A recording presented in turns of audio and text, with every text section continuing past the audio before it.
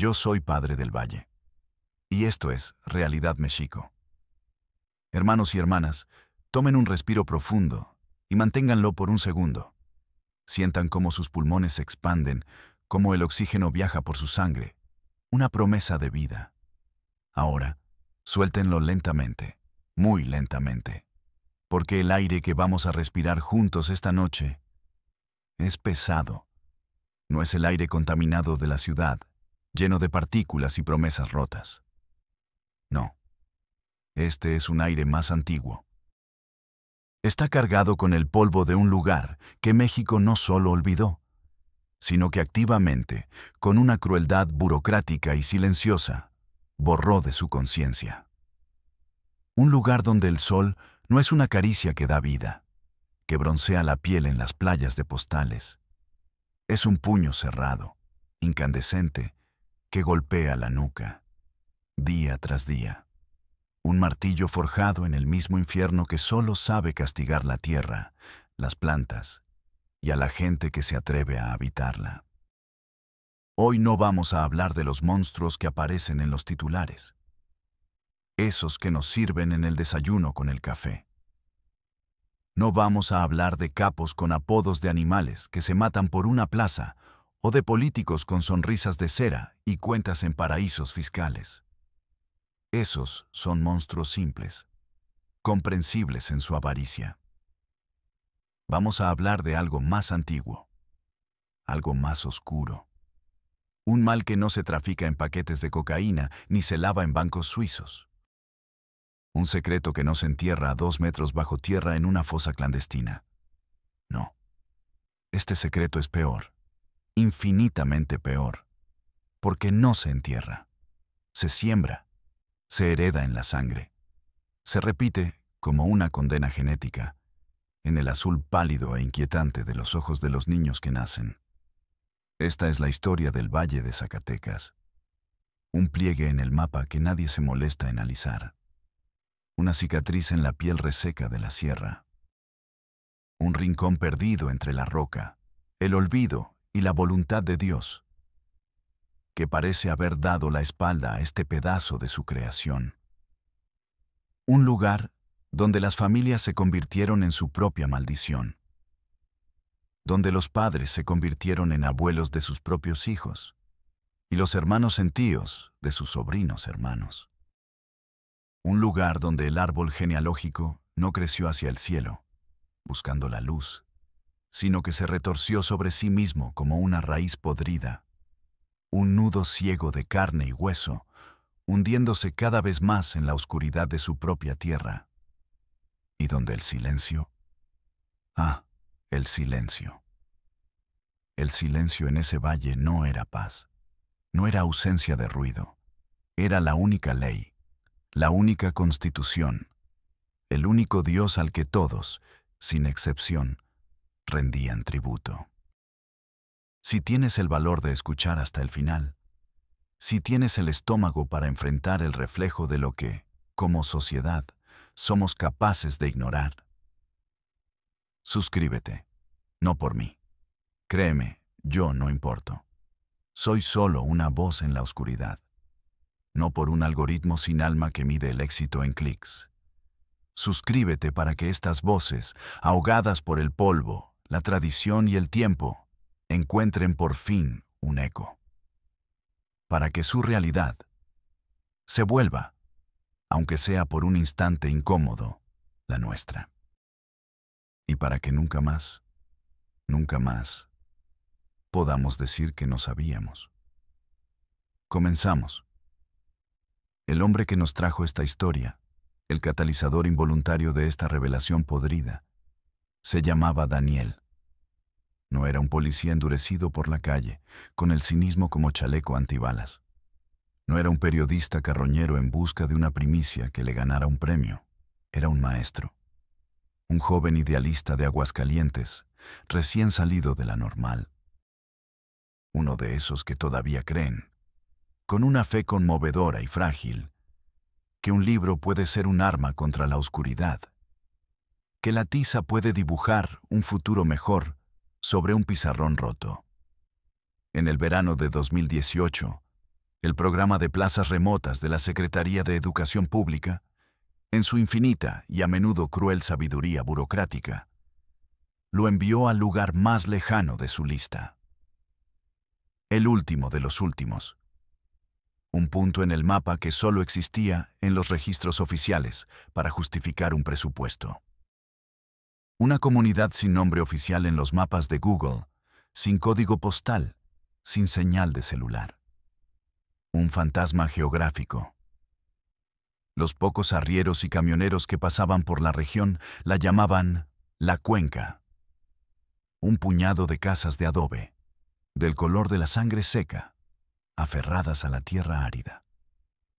Como si tuvieran un miedo primario de que un viento fuerte se las llevara de vuelta a la nada de la que surgieron. El camión de rédilas que lo llevó, un vehículo viejo y destartalado que apestaba a gallinas y a diésel mal quemado, lo dejó al pie de un camino de terracera que se perdía en un horizonte vibrante por el calor. De aquí en adelante, a puro zapato, profe, le dijo el chofer. Un hombre con la cara surcada de arrugas como un mapa de carreteras secundarias y los ojos llenos de una lástima que no se atrevió a convertir en palabras. Le pasó a Daniel su maleta de lona y una caja de cartón con libros y material didáctico. No le deseó suerte, ni siquiera un que le vaya bien. Solo lo observó por el espejo retrovisor mientras se alejaba, levantando una nube de polvo rojo que tardó minutos en asentarse. Era la misma mirada que se le dedica a alguien que entra a un hospital sin esperanza. Alguien que entra a un lugar del que no se regresa. Al menos, no completo. Daniel caminó por 2 horas bajo el sol de Zacatecas. Un sol que no es como el de la costa, que broncea y relaja. Este es un sol bíblico, un sol de plaga, de castigo divino. No calienta, aplasta, te drena la voluntad a través de los poros, gota a gota. El sudor empapaba su camisa de algodón y se mezclaba con el polvo fino y rojizo, creando una segunda piel de barro pegajoso.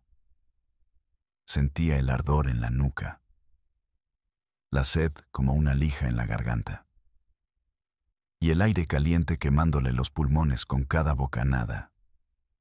Y entonces notó el sonido, o más bien, la ausencia de él. No había canto de pájaros, ni el trino de un censontle, ni el graznido de un cuervo. No había zumbido de insectos, ni el vuelo de una abeja, ni el molesto moscardón, ni el más mínimo chirrido de un grillo escondido entre las piedras. La vida, la pequeña y ruidosa vida del campo, parecía haberse puesto de acuerdo para guardar silencio, para contener la respiración. Solo se oía el crujido de sus propias botas sobre la grava y las piedras sueltas, un ritmo solitario en un mundo mudo, y el latido de su corazón en los oídos. Fuerte, pesado. Un latido que, sin que él lo supiera, empezaba a marcar un ritmo fúnebre. Llegó a la cuenca justo cuando el sol se derramaba como yema rota sobre la sierra. El cielo era un espectáculo de naranjas y morados violentos, una belleza brutal y efímera. Pero la belleza del cielo solo hacía más desoladora la visión de la tierra. Las casas no tenían ventanas de cristal. Eran solo huecos oscuros en las paredes de adobe. Rectángulos de negrura que parecían observar, juzgar, como las cuencas vacías de un cráneo. El nombre del lugar, La Cuenca, cobró un sentido siniestro. Un par de perros famélicos, con las costillas marcadas como un mapa de hambre, le ladraron con una energía que se agotó a los pocos segundos. Fue un ladrido hueco, sin convicción. Luego se callaron y se echaron a la sombra de una pared, vencidos, con la lengua afuera, jadeando. El silencio que cayó después era distinto al del camino. Era más pesado, más denso. Era un silencio con historia. Un silencio que había sido construido, ladrillo a ladrillo, susurro a susurro, durante generaciones. Un silencio que pesaba en los hombros y oprimía el pecho. Un hombre mayor emergió de la oscuridad de una de las casas. Era alto, pero encorvado por los años o por el peso de algo invisible que llevaba sobre la espalda.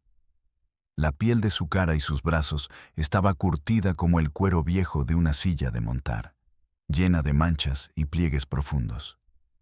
Y luego, sus ojos. Daniel nunca, por el resto de su vida, por más que lo intentara, olvidaría esos ojos. Eran de un azul pálido, casi transparente, lechoso. Un azul que no parecía orgánico.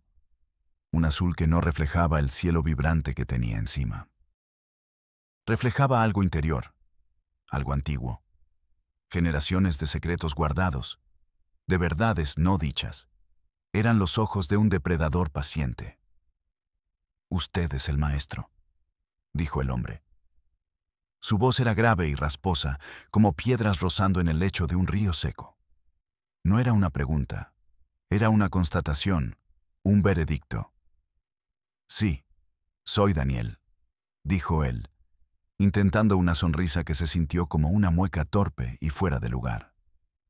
Le extendió la mano, un gesto automático de cordialidad del mundo del que venía. El viejo, que más tarde supo que se llamaba Isaías, no se la dio. Ni siquiera la miró. Su mano quedó suspendida en el aire caliente, un monumento ridículo a una costumbre inútil. Isaías solo lo observó a él, de arriba a abajo, con una lentitud calculadora, deshumanizante, como un carnicero mide a una res antes de elegir el corte. «La escuela es ese jacal», dijo finalmente, señalando con la barbilla una construcción que parecía a punto de derrumbarse, un poco apartada del resto. «Ahí tiene catre y una cubeta. El agua la trae el burro 2 veces a la semana». Hizo una pausa, y una sombra de sonrisa, una línea torcida y sin alegría, alteró sus labios finos. «A ver cuánto dura». Fue todo lo que dijo. Se dio la media vuelta y fue tragado de nuevo por la negrura de su casa, dejando a Daniel solo con el eco de sus palabras y el peso de su mirada. Esa noche, Daniel no durmió. No pudo. Se sentó en el piso de tierra de su nuevo hogar. La luna, casi llena, se asomaba por el hueco de la ventana y dibujaba un rectángulo de luz pálida en el suelo. Y en esa luz, las sombras de los muebles rotos y de las vigas del techo parecían moverse, retorcerse, como si tuvieran una vida propia, una voluntad malévola. El silencio de afuera era total, absoluto. Era un vacío sonoro tan profundo que le zumbaban los oídos, como si su cerebro intentara llenar la ausencia de estímulos con un ruido fantasma. Pero dentro de su cabeza, un grito empezaba a formarse, un grito sin sonido, un aullido mudo, el grito colectivo de todas las almas que habitaban ese lugar, atrapadas en sus casas de adobe y en sus cuerpos silenciosos. Al día siguiente, con el sol ya empezando su labor de castigo, esperó a sus alumnos frente al jacal que ahora llamaba escuela. Llegaron 7, un pequeño grupo de entre 6 y 12 años. Caminaban en fila, despacio, con la cabeza gacha, como si el peso del cielo fuera demasiado para sus pequeños cuellos. No corrían, no jugaban, no se empujaban como hacen los niños normales. Avanzaban con la solemnidad de una procesión fúnebre. Ninguno hablaba, ninguno sonreía. Se sentaron en los troncos de mezquite pulidos por el uso que servían de sillas, y lo miraron. Lo miraron con los mismos ojos. Todos. Los 7. Desde la más pequeña, una muñequita frágil, hasta el más grande, un preadolescente con la mirada de un anciano. Tenían los mismos, inquietantes, ojos azul pálido. Los ojos de Isaías. Un escalofrío recorrió la espalda de Daniel. Un sudor helado que no tenía nada que ver con el calor de casi 40 grados que ya se sentía. Era un rechazo primordial. Una alarma biológica que le decía que algo estaba profundamente mal. Buenos días, dijo, y su propia voz le sonó falsa, impostada. Un sonido ajeno en ese mar de silencio. Mi nombre es Daniel y voy a ser su maestro. Nadie respondió. Solo parpadeaban lentamente, como reptiles al sol. El silencio de los niños era diferente al del valle. No era un silencio natural, fruto de la timidez o del respeto. Era un silencio aprendido, un silencio impuesto, como una lección que se repite y se repite hasta que se graba en los huesos, en el ADN. Una armadura contra un peligro que Daniel aún no podía nombrar. Intentó enseñarles las vocales. Las dibujó con un trozo de yeso en un pizarrón roto que encontró en un rincón. A, E, I, O, U. Los niños miraban las letras como si fueran símbolos de una civilización alienígena, incomprensibles y amenazantes. Sus mentes, Daniel podía sentirlo, no estaban allí. Estaban en otro lugar. Un lugar lejano y oscuro dentro de ellos mismos. O quizás estaban en un lugar donde las palabras eran demasiado peligrosas. Donde aprender a nombrar las cosas era el primer paso hacia la rebelión. Y la rebelión, en la cuenca, no era una opción. Los días se convirtieron en semanas, en una rutina monótona y opresiva, como una condena. El sol, el polvo, el silencio de los niños durante el día. Un silencio que absorbía sus palabras y su entusiasmo, dejándolo exhausto. Las miradas de los adultos al atardecer, miradas que pasaban a través de él. No eran hostiles, al menos no abiertamente. Eran algo peor, eran vacías. Como si hubieran visto tanto horror que ya no les quedaba nada por ver.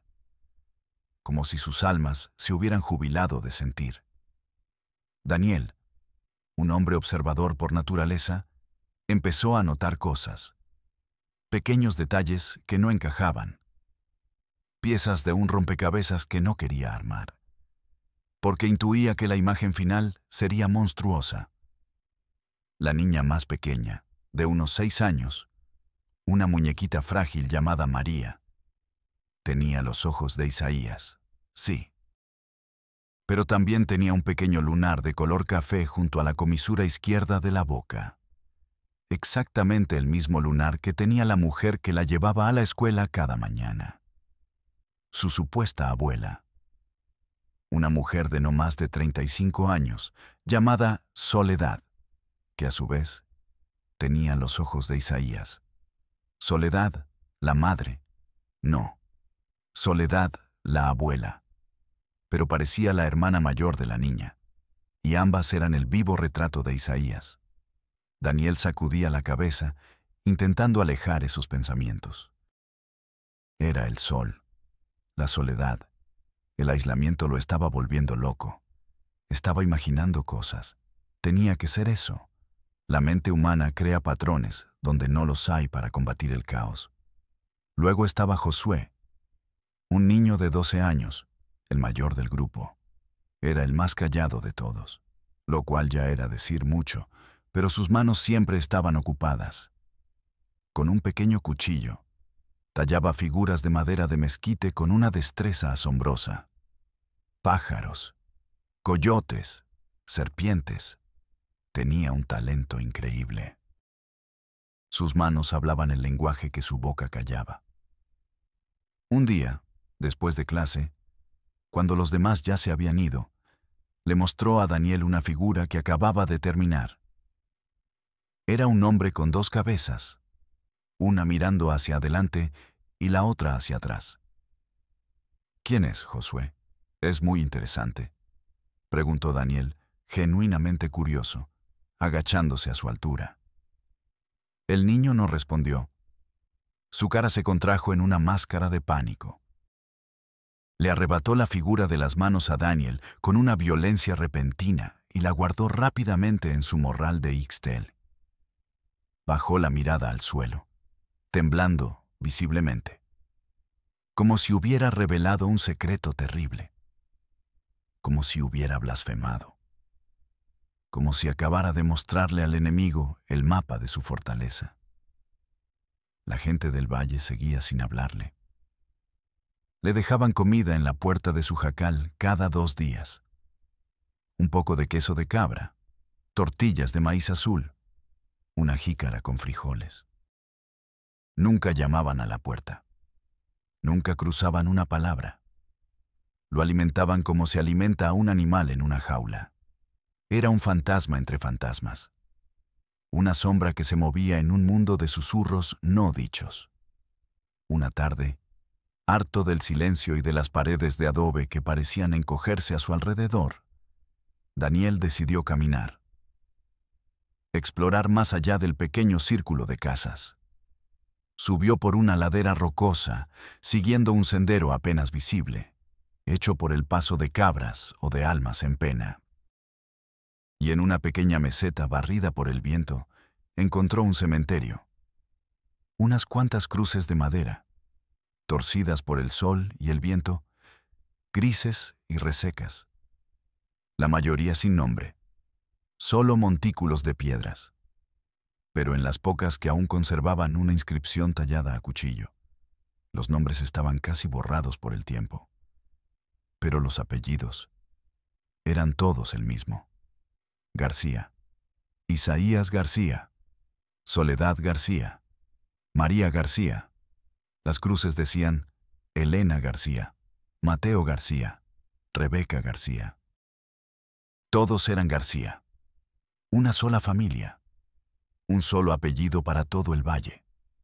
Un solo linaje que se enroscaba sobre sí mismo, generación tras generación, como una serpiente mordiéndose la cola.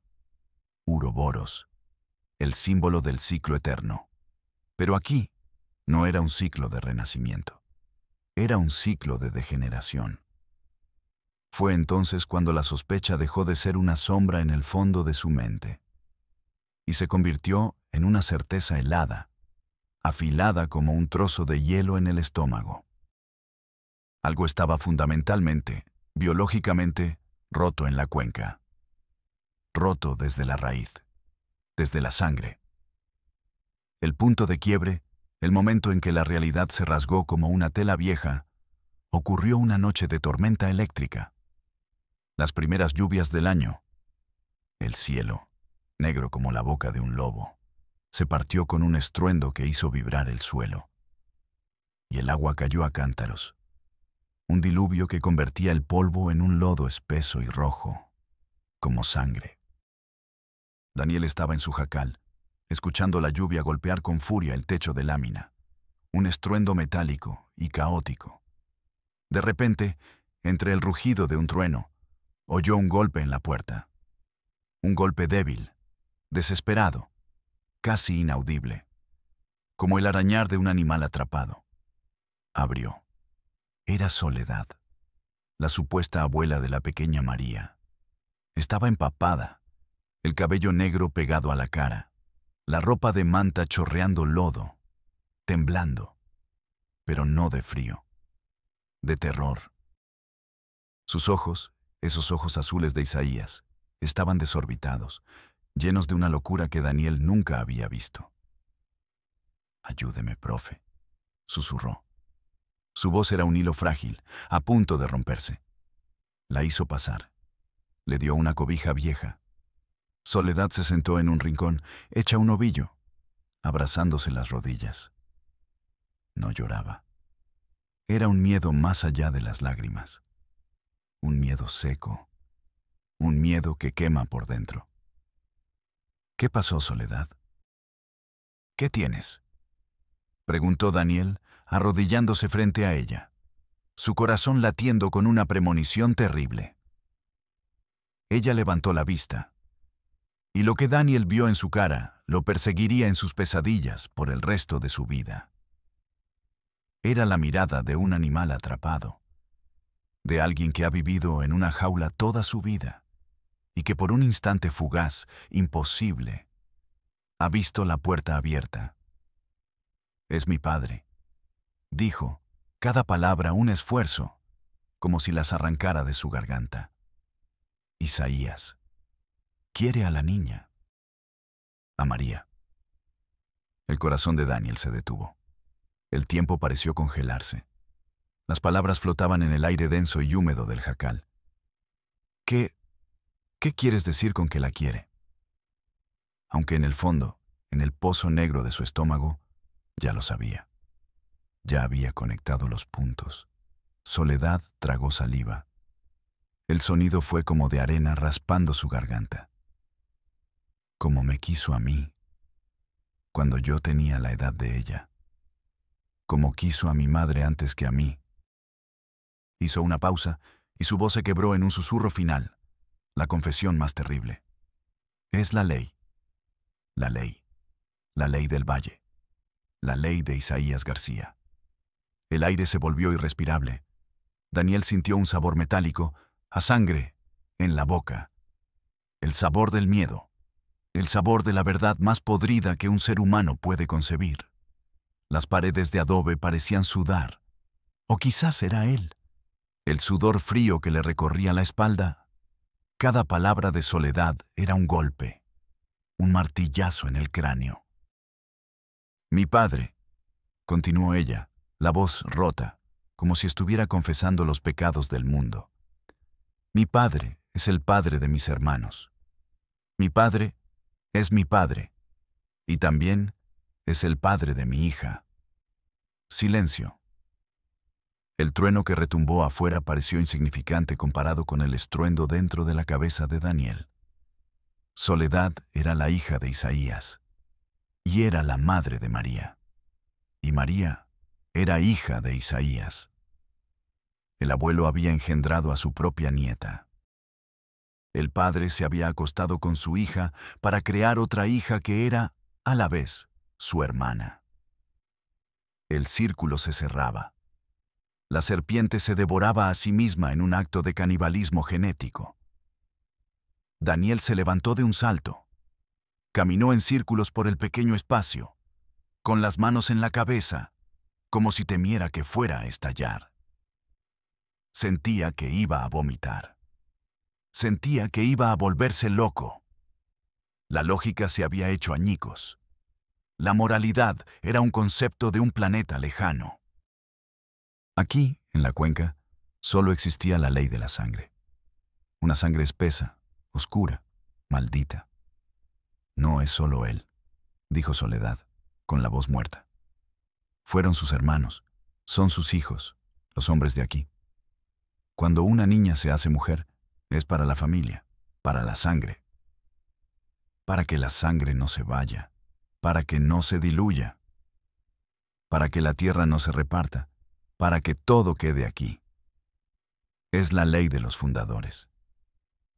La ley de los fundadores. Daniel recordó el cementerio, las cruces torcidas. El mismo apellido. García. García. García. No era una familia.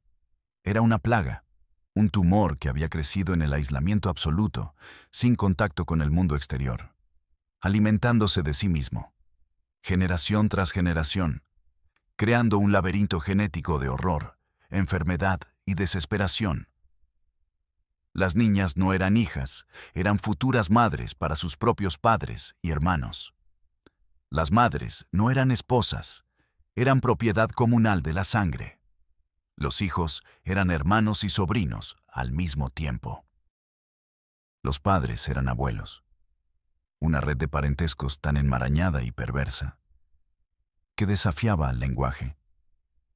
Daniel miró a Soledad. Tenía 35 años. Y en sus ojos había el cansancio de 300. Había vivido una vida entera de abuso normalizado. Lo había aceptado como se acepta la salida del sol o la llegada de la estación seca, como algo inevitable. Pero ahora le tocaba a su hija, a la pequeña María. Y algo dentro de ella, un instinto maternal primordial enterrado bajo capas y capas de miedo, tradición y resignación, había despertado con la furia de una leona y la había hecho correr en medio de la tormenta, hacia la única persona en ese valle que no era de su sangre, hacia el maestro. «Tenemos que salir de aquí», dijo Daniel. Su propia voz le sonó lejana, como si viniera de otra persona. Un hombre decidido que no sabía que existía dentro de él. Ahora mismo. Soledad negó con la cabeza, el terror volviendo a sus ojos. «No podemos. Nos encontrarán. Él lo sabe todo. Lo ve todo. Es dueño hasta del viento. Si nos vamos, nos matan. Y a la niña también». El miedo de ella era real, era palpable, era un animal vivo en la habitación. Pero la rabia de Daniel, una rabia pura, blanca y caliente, empezaba a superar su propio terror. La imagen de la pequeña María, con sus ojos azules y su silencio, esperando un destino que ya estaba escrito en su sangre. No. No podía permitirlo, no mientras él respirara. «Saldremos antes del amanecer», dijo con una firmeza que no sabía que poseía. «Tomaremos el camino de la sierra, no el principal. Conozco una ruta que usé para explorar. Es difícil, pero nos cubrirá. Vamos a ir a la ciudad. Vamos a denunciar». Denunciar. La palabra sonaba extraña, exótica en ese lugar, como un idioma extranjero. En la cuenca no había denuncias, solo había obediencia y silencio. Soledad lo miró. Y por primera vez desde que la conocía, en sus ojos no había solo miedo. Había una chispa, diminuta, frágil, a punto de extinguirse, una chispa de esperanza. «¿Usted cree?», empezó a decir, la voz temblorosa. «¿Usted cree que alguien de afuera nos ayudará?». Daniel la miró directamente a los ojos, a esos ojos azules que eran la marca de la bestia. Y mintió. La mentira más necesaria y piadosa de su vida. «Sí», dijo sin dudar. «Claro que sí. La ley nos protege a todos». En ese momento, él todavía lo creía. Pobre, pobre Daniel. Todavía no sabía que el monstruo del valle no era nada comparado con el monstruo de la indiferencia, el monstruo de la burocracia, el monstruo de un sistema al que no le importan los gritos, siempre y cuando no se escuchen demasiado fuerte. La historia de la cuenca, la verdadera historia, no comenzó con Isaías. Él solo era el guardián actual de la podredumbre. Comenzó mucho antes, casi 100 años atrás. En los ecos sangrientos de la revolución, 3 hermanos García, huyendo de las levas y de la muerte, llegaron a ese valle. Lo encontraron fértil, aislado, protegido por un anillo de montañas infranqueables. Perfecto. Un lugar para empezar de nuevo. Lejos del gobierno, lejos de la iglesia, lejos de la ley de los hombres. Fundaron su propio mundo, con sus propias reglas. La primera regla era el aislamiento. Nadie entra, nadie sale. La desconfianza hacia el extraño era el primer mandamiento. La segunda regla era la tierra. La tierra es de los García, y nunca, jamás dejará de serlo. La tercera regla, la más terrible, nació de la paranoia, del miedo a lo extraño, del orgullo de su propia sangre, que consideraban fuerte, superior. Decidieron que para mantenerlo puro, no debían mezclarlo. Nunca. Crearon un pacto, un juramento de sangre sellado con mezcal y pólvora.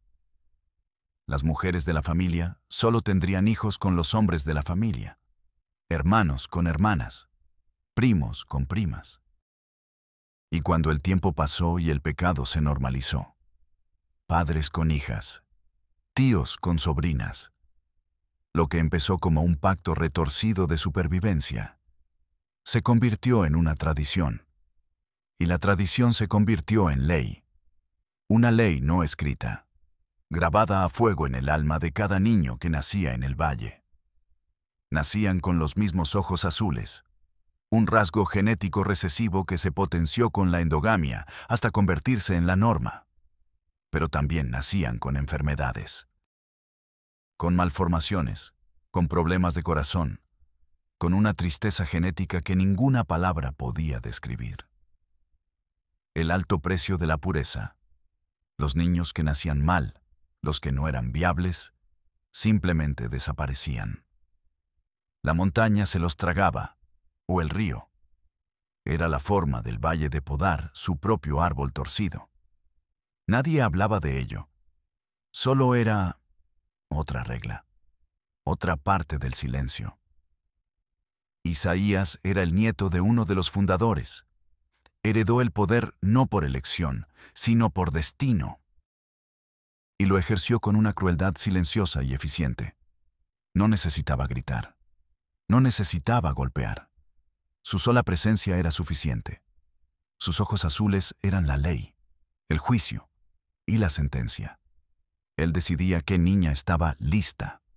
Él decidía quién sería el padre.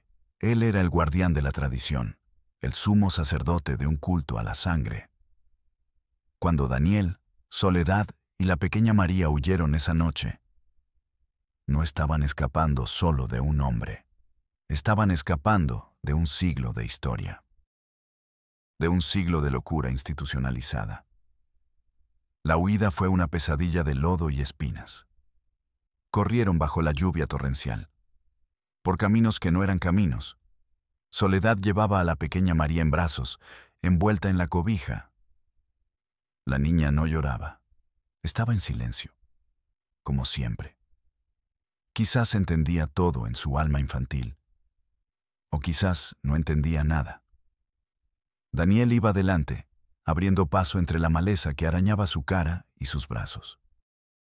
Cada sombra que la luz de los relámpagos proyectaba parecía la figura alta y encorvada de Isaías. Cada crujido de una rama era el sonido de sus pasos persiguiéndolos. El miedo era una cosa física, un nudo en el estómago, una presión en el pecho que no dejaba respirar. Llegaron al pueblo más cercano al amanecer, un lugar polvoriento y medio dormido llamado San Jacinto. La primera parada de Daniel fue la comandancia de policía. Un pequeño edificio de una planta con la pintura descascarada y el escudo nacional descolorido por el sol. El oficial de turno estaba dormitando sobre su escritorio. Un hombre gordo, con el uniforme manchado de café y la camisa a punto de reventar en su barriga. Daniel, sin aliento, con la ropa sucia y la cara arañada, intentó explicar la situación. Hablaba rápido, tropezando con las palabras, un torrente de horror. Incesto, abuso, secuestro, esclavitud, peligro de muerte. El policía lo escuchó sin moverse, con los ojos medio cerrados. Bostezó, se rascó la barriga. Luego miró a Soledad y a la niña, acurrucadas en un rincón como animales asustados. A ver, cálmese, profe, dijo con una lentitud exasperante. ¿Me está diciendo que allá en esa ranchería los familiares se andan metiendo unos con otros? Sí, pero es más que eso. Es sistemático. Es una ley para ellos, un abuso de generaciones. El policía sonrió. Una sonrisa sin humor, llena de cinismo. Mire, joven, esas son cosas de rancho. Usos y costumbres, les dicen. Familias que se cuidan entre ellos. Mientras no haya muertos, no es nuestro problema. No son usos y costumbres, es un crimen. Esos hombres son monstruos, la niña corre peligro. La voz de Daniel se quebró por la frustración y la rabia. El policía suspiró, como si le estuvieran haciendo perder el tiempo en su pacífica mañana. Mire, para empezar, Esa zona ni siquiera es de mi jurisdicción. Le toca a los federales. Y segundo, ¿usted tiene pruebas? ¿Fotos? ¿Videos? ¿Algo? Ella es la prueba, gritó Daniel, señalando a Soledad. Ella es una víctima, y su hija también. El policía se levantó con pereza y se acercó a Soledad. Señora, ¿usted quiere poner una denuncia formal en contra de su padre, el señor Isaías García? Soledad tembló. Miró a Daniel, luego al policía con su uniforme y su pistola. La autoridad. La misma autoridad que su padre encarnaba. Y el miedo de un siglo, el silencio aprendido, la venció. Bajó la cabeza y no pudo hablar. El pánico le había robado las palabras. El policía se encogió de hombros y volvió a su escritorio. Lo ve, profe. No hay denuncia. No hay caso. Sin un papelito que diga que alguien se está quejando, yo no puedo mover una patrulla hasta el quinto infierno por un chisme. Llene este reporte si quiere, dijo, empujando un formulario mugriento sobre el escritorio. Cuando lo revise mi comandante, que viene el jueves, ya veremos. Daniel sintió una oleada de frío que no era de la ropa mojada. La indiferencia del hombre era una pared de hielo, más alta y más gruesa que las montañas que rodeaban la cuenca. Tomó el formulario. El papel se sentía inútil, una broma de mal gusto. Un simple pedazo de celulosa contra un siglo de horror. Salieron de la comandancia. El sol de la mañana les pegó en la cara. El mundo seguía girando. A nadie le importaba el secreto del valle. Pero Daniel no se rindió. No todavía. Juntó el poco dinero que tenía y tomó un autobús a la capital del estado, Zacatecas, con Soledad y María. El viaje fue largo y silencioso. María se durmió en el regazo de su madre. Soledad miraba por la ventana, con los ojos muy abiertos, viendo un mundo que nunca había conocido. Coches, edificios altos, semáforos, gente. Tanta gente que no se conocía, que no compartía la misma sangre. Tanta gente indiferente. En la capital, fueron directamente a la Fiscalía General del Estado. Un edificio imponente, de concreto y cristal polarizado.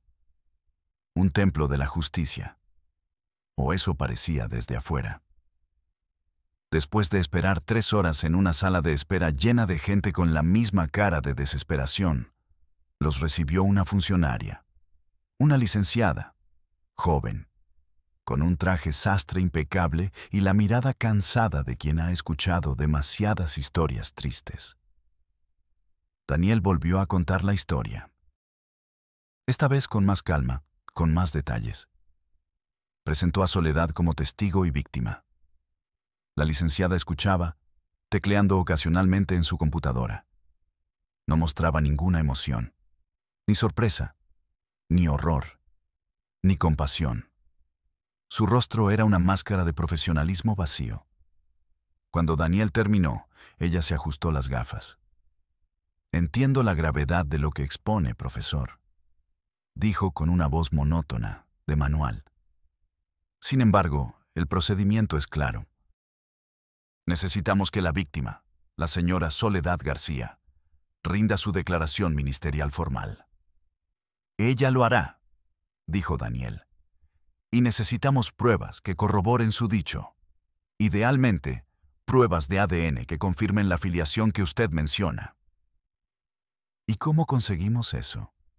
¿Volvemos amablemente al valle y le pedimos a Isaías una muestra de saliva? La ironía en la voz de Daniel era amarga como la hiel. La licenciada no se inmutó. Comprendo su frustración. Pero la ley exige un estándar probatorio. Además, hay otro problema. La señora es mayor de edad. Si ella no denuncia explícitamente una agresión sexual reciente o privación de la libertad, lo que usted describe, desde un punto de vista estrictamente legal, podría interpretarse como una relación consentida. La palabra consentida cayó como una piedra en un pozo profundo. Daniel se quedó sin aire. ¿Consentida? La han criado en ese sistema. No conoce otra cosa. Ha sido adoctrinada desde que nació. Es una esclava. Esa es su interpretación, profesor. La ley no interpreta, aplica hechos. Y el hecho es que no hay una denuncia de secuestro. En cuanto a la menor, dijo, mirando a la pequeña María, que jugaba con un hilo suelto de la falda de su madre. Si la señora Soledad es la madre, tiene la patria potestad. Para que nosotros intervengamos, necesitaríamos una orden judicial de un juez familiar. Y para eso volvemos a lo mismo. Pruebas. Las palabras eran muros. Cada frase, un candado. Cada requisito legal, una puerta que se cerraba en sus caras.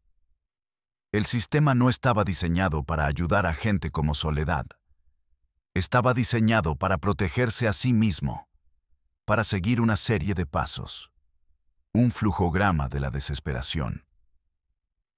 «Entonces, ¿qué hacemos?», preguntó Daniel, la voz cargada de una impotencia que le quemaba la garganta. La licenciada se encogió de hombros, un gesto mínimo, casi imperceptible. «Pueden iniciar la carpeta de investigación. Tomará tiempo, meses, quizás años. Se asignará un investigador, hará visitas a la comunidad, entrevistará a los involucrados». Daniel se imaginó a un investigador de la ciudad llegando a la cuenca. Se imaginó el muro de silencio que lo recibiría. Las miradas vacías. Las negativas. Se imaginó a Isaías, mirándolo con sus ojos azules y diciendo: «Aquí no pasa nada, señor licenciado. Somos gente tranquila y de familia». Y el investigador se iría. Y escribiría un reporte. No se encontraron elementos. Caso cerrado. Su siguiente parada, en un último acto de fe, fue la Comisión de Derechos Humanos. Un lugar con un nombre esperanzador. Quizás allí encontrarían a alguien que viera más allá de los formularios y los procedimientos. Que viera a las personas. El hombre que los atendió era amable, comprensivo. Les ofreció agua. Escuchó la historia con atención. Asentía con la cabeza. Hacía gestos de preocupación. Por un momento, Daniel sintió una chispa de esperanza. Este hombre era diferente. Este hombre entendía. Cuando terminó de hablar, el hombre de derechos humanos suspiró profundamente. «Es una situación terrible», dijo con voz grave. «Verdaderamente terrible. Un claro ejemplo de la vulnerabilidad estructural en nuestras comunidades rurales más apartadas». «¿Nos van a ayudar?», preguntó Daniel, directo. El hombre juntó las yemas de sus dedos sobre el escritorio. «Mire, nuestra función como comisión es documentar, emitir recomendaciones. Nosotros no podemos actuar como ministerio público.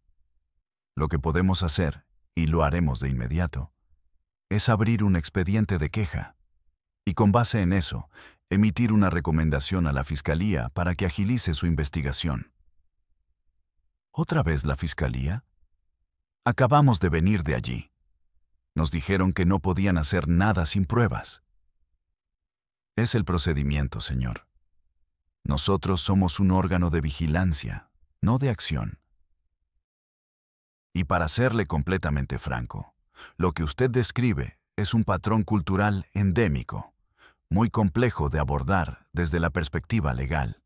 Legalmente, si no hay una denuncia directa y pruebas contundentes, la situación de la menor podría clasificarse como omisión de cuidados parentales en un entorno de alta vulnerabilidad social. Daniel no podía creer lo que oía. Estaban usando un lenguaje sofisticado y burocrático para decir lo mismo que el policía del pueblo. No podemos hacer nada. Entonces, ¿todo se reduce a un problema de clasificación?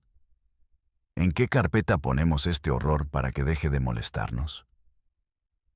El hombre lo miró con una pizca de lástima genuina. Señor, ahora mismo, el caso de la señora Soledad, al haber salido de su comunidad por miedo, podría incluso catalogarse como persona desplazada internamente. Eso le corresponde a otra dependencia. Llene el formato 17C. Anexe copias de sus identificaciones y del acta de nacimiento de la menor. Y podremos turnar su caso al área correspondiente para que le brinden apoyo psicológico y de albergue temporal. El sistema no buscaba justicia. Buscaba ordenar el horror en carpetas, clasificarlo, etiquetarlo, archivarlo hasta que fuera olvidado. Daniel se rindió. Salió del edificio de derechos humanos sintiéndose completamente vacío, derrotado. Soledad lo esperaba en la banqueta, con la niña dormida en brazos. Ella no preguntó nada. Vio la respuesta en la cara de Daniel, la misma respuesta que había esperado toda su vida. No, nadie nos va a ayudar. Estamos solos. Pasaron las siguientes semanas en un albergue, un lugar limpio, seguro.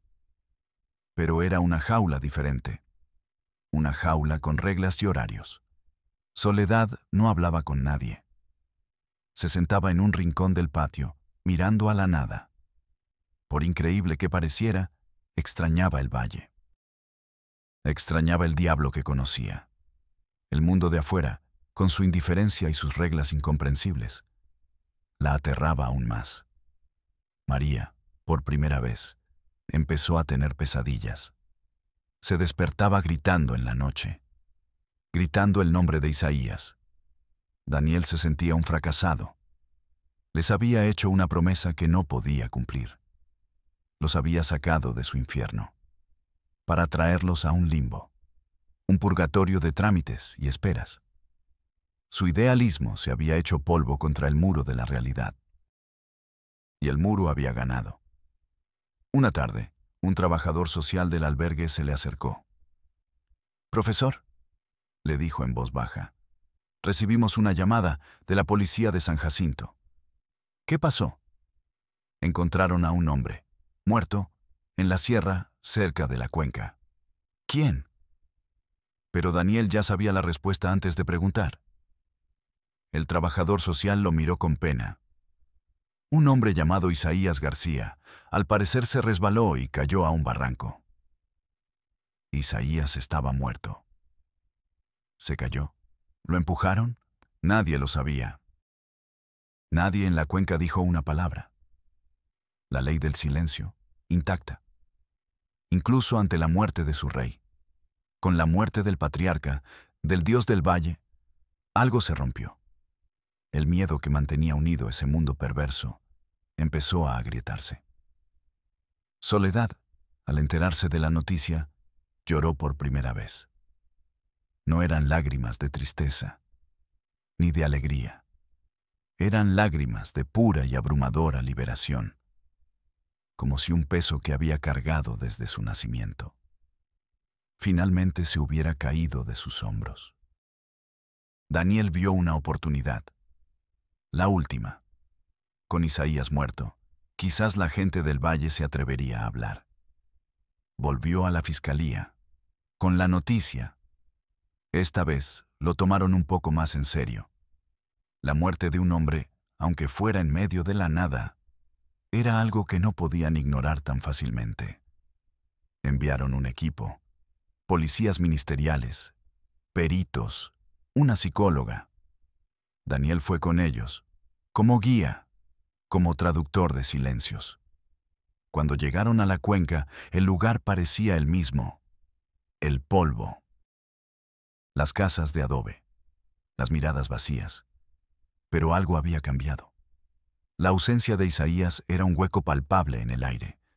El miedo seguía allí, pero ya no era absoluto. Ahora estaba mezclado con otra cosa: incertidumbre. Quizás, incluso, una mínima posibilidad de cambio. La psicóloga, una mujer brillante llamada Carmen, fue la clave.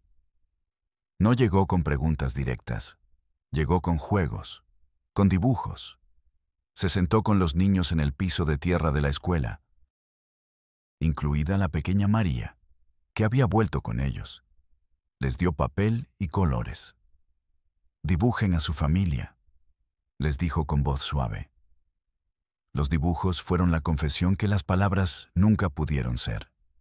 Árboles genealógicos retorcidos, hombres con muchas mujeres a su alrededor, niños con los ojos azules de sus abuelos. Josué, el niño que tallaba madera, dibujó al hombre de 2 cabezas, y debajo, con una letra temblorosa, escribió 2 palabras: abuelo papá. Los hombres del valle negaron todo, por supuesto. Eran mentiras del maestro, cosas de mujeres locas. Pero las mujeres, al ver que el monstruo ya no estaba, empezaron a hablar. Primero en susurros, luego en frases rotas. Contaron sus historias, historias idénticas. Un patrón de abuso que se repetía como un eco infernal. Generación tras generación, Soledad contó su verdad, y su madre también, y su tía, y su prima. El dique del silencio se había roto, y el horror salió a borbotones. Las pruebas de ADN confirmaron lo que los dibujos y los susurros decían. Isaías era el padre y el abuelo de María. Y no era el único caso. El secreto del Valle de Zacatecas ya no era un secreto. Era un expediente. Un expediente grueso y lleno de testimonios desgarradores. Detuvieron a varios hombres, los hermanos de Isaías, sus hijos mayores. Los llevaron a la ciudad para ser juzgados. Parecía una victoria. Parecía que, al final, la justicia había llegado. Pero la realidad, como siempre, es más compleja, más amarga. El juicio fue un circo mediático. Los medios lo llamaron el clan de los García. El horror de Zacatecas. Hablaron de ellos como si fueran monstruos de otro planeta. No como el producto de un siglo de abandono. De un siglo de olvido por parte de ese mismo sistema que ahora los juzgaba con falsa indignación. Los hombres fueron condenados. Sí. Pero, ¿qué pasó con las mujeres y los niños? ¿Qué pasó con la cuenca? El gobierno intervino. Llegaron psicólogos, trabajadores sociales, médicos. Intentaron reintegrar el valle a la sociedad. Enseñarles un nuevo modo de vida. Pero, ¿cómo se deshace un siglo de trauma? ¿Cómo se le enseña a hablar a alguien que solo ha conocido el silencio? ¿Cómo se le enseña a amar a alguien que solo ha conocido el abuso como norma? Las mujeres fueron separadas, llevadas a refugios, los niños a orfanatos. La comunidad fue desmantelada. La intención era buena: romper el ciclo. Pero al hacerlo, también les quitaron lo único que tenían: su hogar, su identidad, por torcida y monstruosa que fuera. Hoy, la cuenca es un pueblo fantasma. Las casas de adobe se están derritiendo bajo el sol y la lluvia. El viento sopla a través de las cuencas vacías de las ventanas. El silencio ha vuelto, pero es un silencio diferente. Ya no es el silencio del secreto. Es el silencio de la muerte, de la nada. Soledad vive en un pequeño departamento en Fresnillo. Trabaja limpiando casas. María va a la escuela. Está aprendiendo a leer y a escribir. Está aprendiendo a hablar. Pero por las noches, sigue teniendo pesadillas con ojos azules. Daniel la visita a veces. Le lleva libros. Le cuenta historias de otros mundos. Mundos donde los abuelos son solo abuelos. y los padres son solo padres. Él ya no es maestro. Dejó el programa, el idealismo murió para él en ese valle. Ahora trabaja en una biblioteca, rodeado de libros, rodeado de historias. Pero ninguna tan terrible como la que vivió. A veces, en la quietud de la noche, se pregunta si hizo lo correcto. Rompió el ciclo, sí, pero destrozó un mundo. Salvó a las víctimas. Pero las dejó a la deriva en un océano de indiferencia que no las entiende. Esta no es una historia con un final feliz, porque la realidad rara vez los tiene. Es una historia sobre el monstruo que puede crecer en el olvido, sobre cómo el aislamiento, el orgullo y el miedo pueden pervertir lo más sagrado. La familia, la sangre, pero sobre todo, es una historia sobre nosotros, sobre nuestra capacidad para mirar hacia otro lado, para crear valles de silencio, en nuestro país, en nuestras ciudades, incluso en nuestras propias familias. La cuenca no es solo un lugar en Zacatecas, es una metáfora, una advertencia, un espejo de todos los horrores que permitimos que existan, siempre y cuando ocurran lejos, en silencio, donde no puedan molestarnos. Soy Padre del Valle, y nos vemos en la próxima Realidad México.